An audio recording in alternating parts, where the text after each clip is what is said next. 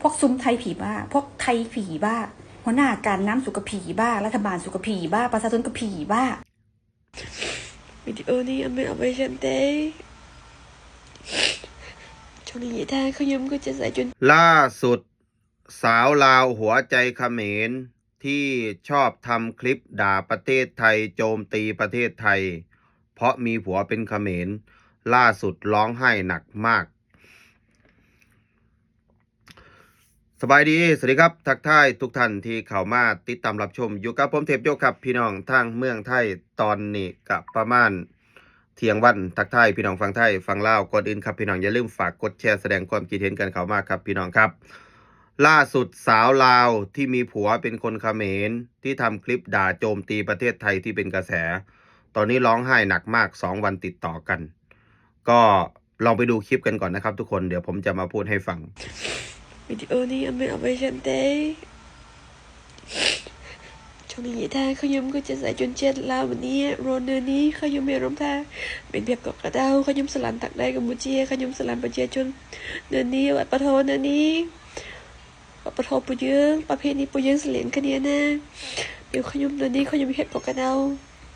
เขาย้ำกระดัวแผลกุซ่าเขาย้ำได้บัสันเขาย้ำงบเดือนนี้ไอ้เขาย้ำเดือนนี้เตอกลมยังเขาย้ำเตอเองở đây tê Campuchiaคือ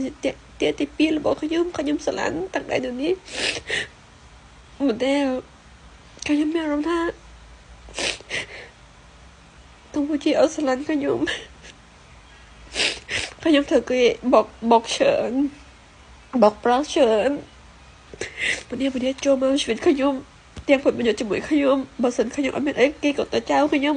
ำเฮ้ยบอก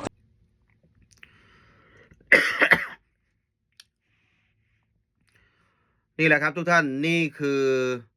สาวลาวที่กำลังเป็นกระแส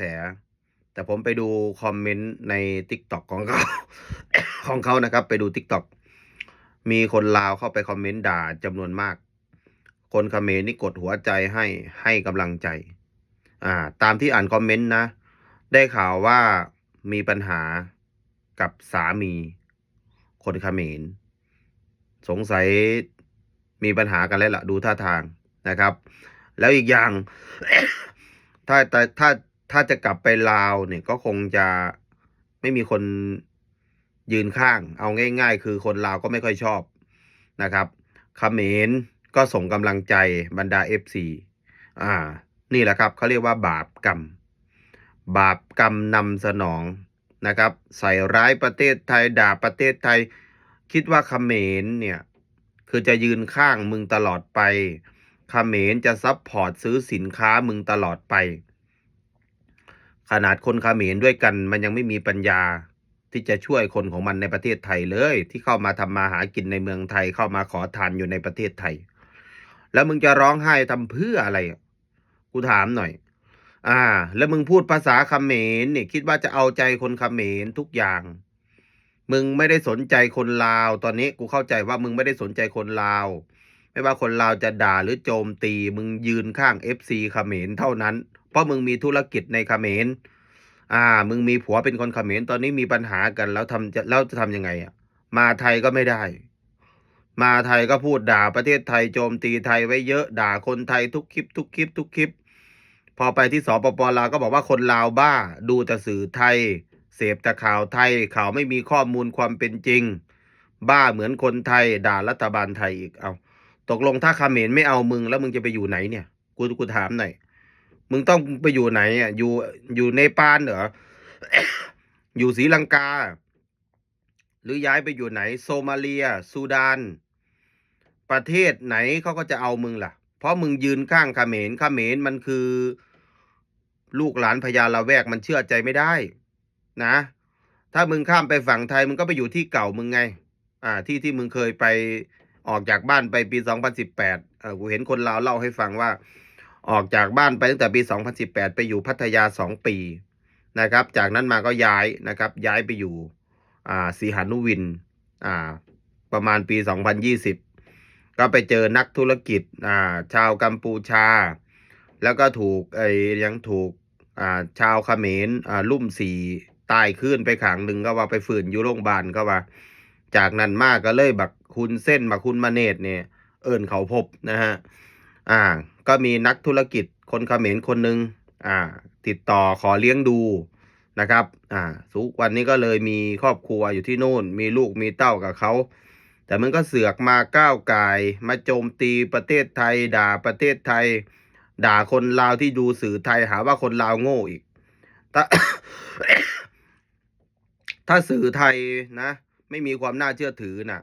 สื่อเขมรจะขนาดไหนสื่อไทยไม่ได้มีการปิดกั้นไม่ได้มีการบังคับจากรัฐบาลไม่สามารถเข้ามาแทรกแซงสื่อในเขมรเนี่ยคืออยู่ในกำมือฮุนเซนทุกอย่างแล้วมึงเรียกสมเด็จฮุนเซนเสด็จพ่อฮุนเซนกูงงมากเลยผู้นำสปป.ลาวมึงก็ไม่เห็นไปเรียกเขาพ่อมึงไปเรียกสมเด็จพ่อฮุนเซนโอ้กูงงบางคลิปกูไปนั่งฟังอีนี้มึงโดนของเขมรหนักมากเลยนะมึงนี่ต้องไปลดน้ำมนต์9 วัดนะ9 วัดหรือเอาไปสวดเอาไปบำบัดนะครับอาการมันเป็นหนักมากเลยตอนเนี้ย ตอนนี้ถ้าอยู่เขมรไม่ได้มึงก็ไม่ต้องกลับลาวมึงก็ไม่ต้องกลับมาเมืองไทยโน่นโซมาเลียนุ่นซีเรียอิสราเอลปาเลสไตน์นุ่นมึงไปให้พวกทหารอาหรับเขาลุ่มสีมึงพุ่นนะมึงเสียเส้นเนาะอยู่บ่เป็นหาว่าคนนั้นไม่เป็นกลางคนนี้ไม่ยืนข้างเขมรไอ้พวกยืนข้างไทยเนี่ยไอ้พวกที่ไม่รู้ความจริงสมเด็จฮุนเซนนี่เขาน่ารักจะตายยอเขมรเข้าไปยอเข้าไปมาก็มานั่งร้องไห้อยากกลับลาวบ้างอยากเก็บของกลับลาวกลับไปหาไผญาติพี่น้องมึงชักจะเอาจังบ่น่ะกูถามเนี่ยญาติพี่น้องจะเอาหรือเปล่าคนลาวเขาไปเขียนด่ามึงใน TikTok ไม่รู้กี่พันคอมเมนต์มึงก็ไม่ได้สนใจเพราะมึงคิดว่าเขมรจะเลี้ยงดูปูเสือมึงตลอดชีวิตไง